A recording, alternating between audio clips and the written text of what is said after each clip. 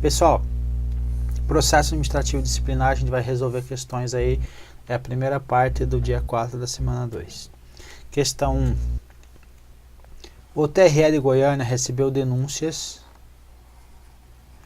sobre supostas irregularidades praticadas por José, um dos seus analistas judiciários.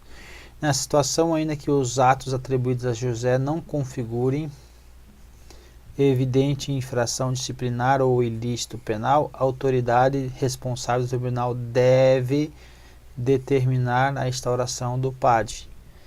Resposta está o quê? Incorreto. Porque está dizendo assim, ainda que os atos atribuídos a José não configurem evidente infração disciplinar e ilícito penal, então não há o que se falar em determinação da instauração do processo administrativo disciplinar. Então a questão está incorreta. Olha o artigo 144, o que ele vai dizer? As denúncias sobre irregularidades. Então ele está dizendo que não houve irregularidade. Serão objeto de apuração, desde que contenham identificação, endereço do denunciante, que sejam formulados por escrito e confirmados a autenticidade. Quando o fato narrado não configurar em evidente infração disciplinar ou ilícito penal, a denúncia será arquivada por falta de objeto. Questão, então, está errada, porque ele fala o quê? Ainda que os atos atribuídos a José não configurem evidente infração ou ilícito penal, a autoridade responsável não deve determinar, ok? Questão 2. Um processo administrativo disciplinar instaurado para apurar possíveis irregularidades cometidas por um servidor público federal revelou o desvio de verbas públicas. Nessa situação, o eventual ajuizamento da ação penal não extinguirá o processo administrativo contra o servidor. Ou seja, eles são independentes? São independentes, então não vai extinguir, então a resposta está correta. Questão 3. Um servidor pregoeiro, determinado órgão público federal, utilizava-se da função para favorecer indevidamente um grupo de empresas nas licitações realizadas pelo órgão. Por meio da auditoria interna, descobriu-se o esquema fraudulento e um processo administrativo disciplinar foi instaurado para a apuração dos fatos e eventual responsabilização do servidor. A autoridade julgadora do processo administrativo disciplinar instaurado contra o servidor deve acatar em regra o relatório final da comissão processante. O que ele está dizendo aqui? Está dizendo que teve uma conduta, essa conduta foi ilícita, aí teve um PAD. Depois do PAD temos lá o que? O relatório final da comissão. O relatório final da comissão vai trazer o resumo dos fatos, vai trazer lá o enquadramento da conduta do agente aí, nesse caso aí, enquadramento como demissão. Então, em regra, deve sim aí a autoridade julgadora, ele vai olhar no relatório e vai se basear no relatório para proferir a sua decisão final, ok? A sua decisão final, em regra, acata. Na regra, nem no termo é acolhe, certo? Mas tudo bem. O servidor deve acatar em regra, então contra o servidor deve acatar em regra o relatório final da comissão processante. Certo ou errado? Certo. Então a autoridade em regra ela acata o relatório final. Quando ela não acata, ela então, veja só, artigo 168 da 8.112, o julgamento acatará o relatório da comissão, salvo obviamente quando contrário às provas dos autos. Ou seja, vamos supor que nas provas dos autos estava prevista uma pena de suspensão e o relatório final está enquadrando como demissão. Então, nesse caso, está contrário às provas dos autos, a autoridade vai trazer então aí a reformulação com a devida justificação, que não seria o caso nesse nosso exemplo de demissão, mas sim o caso de suspensão, ok? Mas a regra é o que? Acata. Questão número 4. Questão número 4. Uma casquinha de banana para nós aí. A decisão absolutória na esfera penal repercute na esfera administrativa para isentar o servidor de responsabilização disciplinar. Puxa vida, e agora? A regra, qual é a regra? A regra que é o que? São dependentes ou independentes? Regras são independentes. Veja, para consultor legislativo. Então você vai ser consultor aí de leis. Então ele está te exigindo, na realidade não está te exigindo um pouco mais, ele está colocando uma casca de banana para você. Mas veja, a decisão absolutória da esfera penal repercute na administrativa para isentar o servidor. Regra são independentes. Então, na regra, não. Certo? Então, veja. Errado. Ok? Mas, veja o seguinte, eu coloquei aqui até para desenhar, para ficar melhor. Ó, regra. Mas não tem exceção? Sim, tem a exceção, mas ele não está trazendo a exceção. Está falando que as sanções civis, as sanções penais, as sanções administrativas poderão acumular-se, porque elas são independentes entre si. Então volta aqui, a decisão absolutória da esfera penal repercute na esfera administrativa para isentar o servidor. Qual é a regra? São independentes. Agora, quero falar da exceção. Falou da exceção aqui? Não falou da exceção. Então você não vai pensar na exceção. É desse jeito que você se comporta em prova aí, principalmente do CESP. Então, a exceção é a responsabilidade administrativa do servidor será afastada quando negue a existência do fato ou da sua autoria. Então, isso aqui é a exceção. Ele trouxe a regra, então, portanto, está errado porque não afasta. Então, a decisão absolutória na esfera penal repercute na esfera administrativa, a regra não repercute, só quando tiver exceção. Questão 5. Um servidor do estado de Sergipe, antes de se aposentar, apropriou-se indevidamente de bens do estado que estavam sob sua guarda. E após a sua aposentadoria, volta lá, bichão. A sua aposentadoria, a administração descobriu a infração. Agora, com relação a essa situação, vamos julgar o item. Caso a administração pública tenha tomado ciência do referido fato por denúncia anônima, ela não poderá instalar um processo administrativo disciplinar. Ponto, vamos parar aqui. Denúncia anônima por si só não justifica a instauração de processo administrativo disciplinar. Ela justifica o que? Instauração de uma abertura de uma sindicância investigativa, ok? Então, por enquanto está certo. Então, não poderá instaurar ou instalar, certo? Ainda que este tenha sido precedido de investigação preliminar. Agora não. Ele está falando que teve o quê? Investigação preliminar. Então, teve uma sindicância investigativa, então agora pode sim ser instaurado um processo administrativo disciplinar, ok?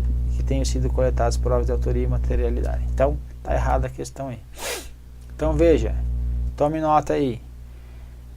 As denúncias sobre irregularidades serão objeto de apuração desde que contenham identificação. Então, primeira coisa, então tem que ter a identificação, no caso não tinha. Então, aqui o STJ vai falar o quê? Assim como por meio de preservar a imagem, a honra do servidor investigado, a administração deve agir de forma cautelosa, discreta e realizar investigações preliminares em busca de outros elementos que corroborem a denúncia e confirmem a autoria e a materialidade das infrações, para apenas aí, depois disto, instaurar o processo administrativo disciplinar, ok? Então, primeiro investigação preliminares, depois o processo administrativo disciplinar.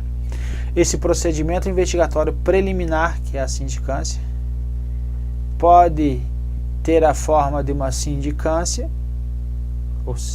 ok? Como se deu na espécie, não se quer com isso incentivar a prática de denuncismo contra servidor público, o que é reprovável, certo? Então tem alguns órgãos aí que o pessoal gosta disso, mas apenas afirmar que a denúncia formulada por pessoa não identificada não pode ser sumariamente descartada sem um juízo prévio sobre a plausibilidade das imputações, ou seja, ainda que seja uma denúncia anônima, tem que ser feita a investigação, ok?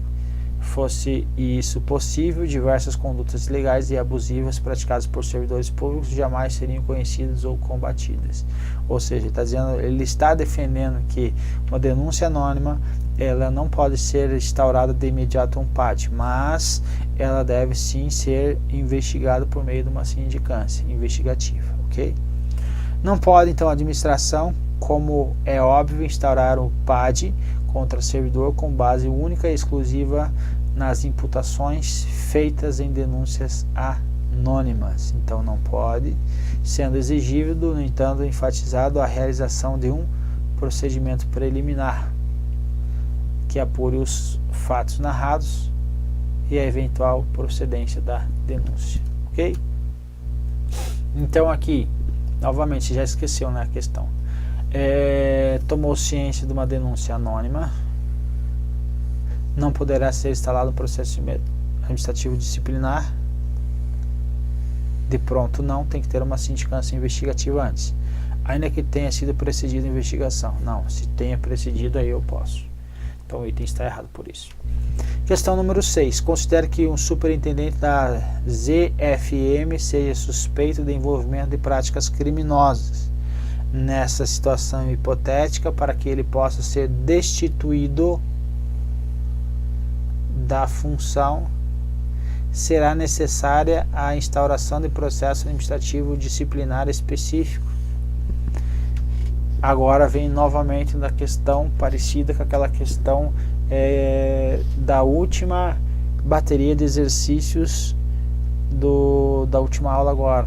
A gente estava vendo agora há pouco, da aula 3, certo? Se você voltar lá, você vai verificar lá que tem uma questão parecida com essa, que está dizendo uma situação que o examinador, eu coloquei um palhaço lá inclusive, o examinador estava cobrando uma situação parecida com essa e estava dizendo que o servidor, antes do término dos 3 anos, ele pode ser demitido independentemente do processo administrativo disciplinar, que eu trouxe. Olha, pode ou não pode? Pode, desde que seja um processo judicial, transitado em julgado, assegurada ampla defesa, ou seja, não necessitaria necessariamente do PAD. Então ele trouxe que estava errado, porque deveria ter o PAD. Nessa situação é o inverso daquela lá. Agora está falando que o cara cometeu prática criminosa. Nessa situação, para que ele seja destituído da função, será necessária a instauração do processo administrativo disciplinar específico? Não, ele pode ser o quê? Por um processo criminal. Por um processo criminal. Então veja que nessa aqui o examinador se comportou correto. Veja que às vezes você acertar todas as questões aí é difícil, você acertar todas as questões do CESP, não por falta de conhecimento, mas sim por falta aí de bom senso do examinador, certo? Que às vezes o examinador coloca questões, a gente já viu aí que até ele mesmo erra, ok? Ponto. Passado o desabafo, nessa situação, para que ele seja destituído, será necessária a instauração do PAD? Não, pode ser um processo criminal aí, então não precisa. Questão 7. O servidor pregoeiro de determinado órgão público federal utilizava-se de função para favorecer indevidamente o grupo de empresas nas licitações realizadas pelo órgão. Por meio da auditoria interna, descobriu-se o esquema fraudulento e o PAD foi instaurado para apuração dos fatos e eventual responsabilização do servidor.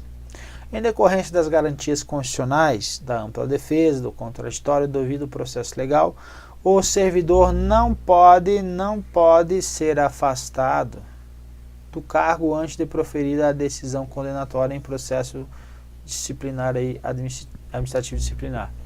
Então ele está dizendo assim que não pode ser afastado antes, e a resposta está aqui, ó. artigo 147, como medida o quê?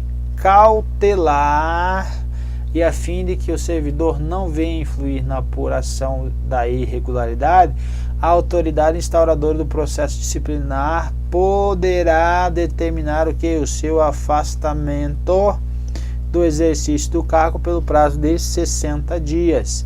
O que é esses 60 dias? É o prazo máximo, 60 dias é o prazo máximo de quem? Do PAD, que é 30, podendo ser prorrogado por mais 30. Então é o caso aí do PAD. Obviamente que está sendo feito que uma investigação, está ocorrendo que uma apuração, melhor dizendo, a apuração de irregularidade. Logicamente o servidor pode ser absolvido, então não há o que se falar o que em prejuízo da sua remuneração, ok?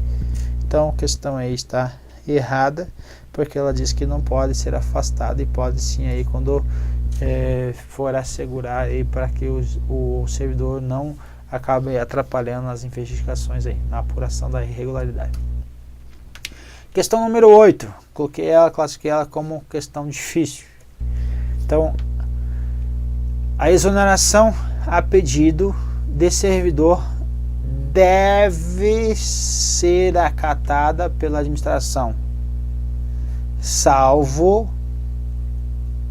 no caso em que o servidor estiver respondendo um PAD. Então ele está dizendo assim, o servidor ele está nomeado para um cargo em comissão, ok? E agora chegou o momento que ele pede a exoneração. A questão fala, ela só pode ser acatada pela administração quando o servidor estiver respondendo um PAD, porque ele tem que ser punido, então tem que aguardar isso. Então ele está falando isso, pode ser acatada. Aliás, deve ser acatada. Então ele está trazendo um caso. Então o que o examinador está pedindo? Ele está pedindo, existem outros casos? Se existem outros casos, aí vai dar problema na questão. Então veja, primeiro, 172, o servidor que responder um PAD só poderá, então não deve ser, né? Só poderá ser exonerado a pedido ou aposentado voluntariamente após a conclusão do processo e cumprida a penalidade, se for o caso aí. Então aqui deve ser acatada pela administração, salvo se estiver respondendo um PAD. Então, ok por enquanto. Aqui nesse caso aqui, afastamento de estudo de omissão no exterior. Então, ao servidor beneficiário pelo disposto nesse artigo, só será concedida a exoneração ou licença para tratar interesses particulares, mas o que nos importa é isso aqui. Não será concedida a exoneração, perdão. Então, não será concedida a exoneração antes decorrido período igual ao do afastamento. Então, aqui deve ser acatada? Não. Regra é que, salvo ele está trazendo uma situação só. E aqui nós temos uma segunda situação, que é o que? Quando ele foi beneficiado aí com o afastamento de estudo ou omissão no exterior. Então não será concedida a exoneração. Então a regra aqui, a exoneração a pedido deve ser acatada pela administração, salvo no caso do servidor respondendo ao processo administrativo disciplinar. Então a questão está dizendo assim, não é só esse caso, é o caso também aí no caso de afastamento ou omissão do exterior, não será concedida também a exoneração, ok? Veja que são questões, porque eu trago aqui uma questão difícil, porque a exoneração a pedido deve ser acatada? Deve. Em regra deve, salvo no caso desse ou no caso do outro. É por isso que o examinador trouxe essas questões aí de regra e exceção, que o examinador às vezes ele faz uma salada danada que você fica entre a cruz e a espada, certo? Então se ele colocasse aqui pode, então a exoneração a pedido pode ser acatada pela administração, salvo quando ainda assim não ia estar, ele está trazendo apenas uma ressalva.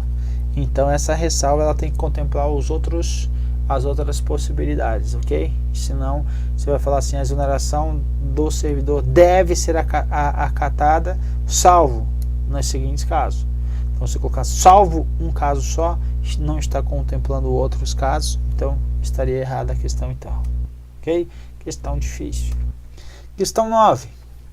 Caso o servidor público federal se ausente do serviço durante o expediente sem prévia autorização do chefe imediato, a autoridade administrativa que tomar ciência da irregularidade estará obrigada a promover a apuração imediata dos fatos mediante o que é um processo administrativo disciplinar. Então aqui está errado nessa questão. A ausência do servidor durante o expediente não é caso de processo administrativo disciplinar, e sim caso de sindicância, por exemplo. Então, por isso que a questão está errada. Questão 10. Fabiano, servidor efetivo no exercício de cargo de comissão, foi transferido para outro órgão, onde descobriu que havia uma denúncia de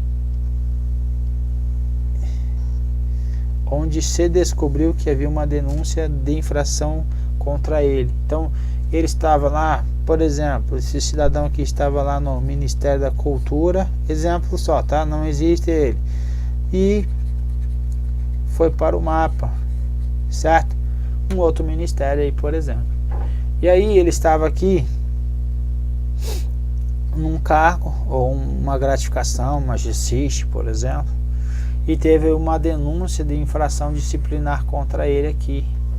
Só que só tomou conhecimento quando ele estava aqui no MAPA. Nessa situação, ele está dizendo, competirá ao novo órgão em que Fabiano passou a trabalhar a instauração do PAD. Então ele está dizendo que aqui, volta, que aqui é que vai ocorrer a instauração do PAD. Então vamos ver. Artigo 143. A autoridade que tiver ciência de irregularidade no serviço público é obrigada, a promover a sua apuração imediata, mediante sindicância ou PAD, assegurado ao acusado a ampla defesa.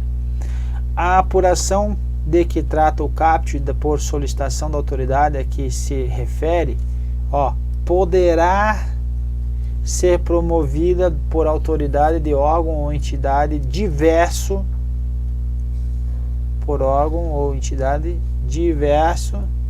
daquele em que tenha ocorrido a irregularidade.